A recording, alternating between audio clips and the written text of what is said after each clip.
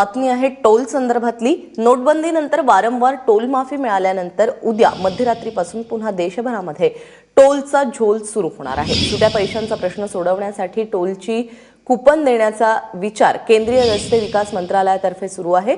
5 ते 100 रुपयांपर्यंतची ही कुपन्स असणार आहेत। त्यामुळे टोलचे पैसे देताना ही कुपन्स वापरता येतील। तसंच उरलेले सुटे पैसे म्हणूनही टोलधारक ही कुपन्स ग्राहकांना परत करतील। 8 नोव्हेंबरपर्यंतच्या नोटबंदीनंतर 14, 18, 24 नोव्हेंबर आणि 2 डिसेंबर अशी टोल माफी वेळोवेळी देण्यात आली होती।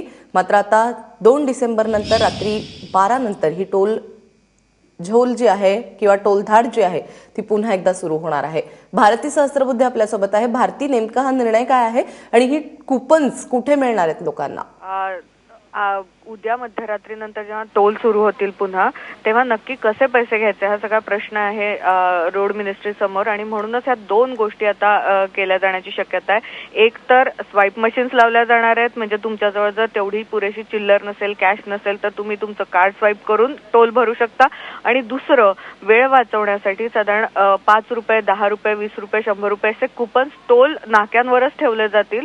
तुम्ही तुमच्याजवळ असलेल्या रकमेचे कुपन्स विकत घ्यायचे आणि जितका टोल असेल तितकेचे कुपन्स द्यायचे। त्यामुळे या दोन गोष्टी उद्यापासून आपल्याला टोल नाक्यांवर दिसू शकतात। प्राजक्ता, भारती, धन्यवाद या सगळ्या माहितीबद्दल।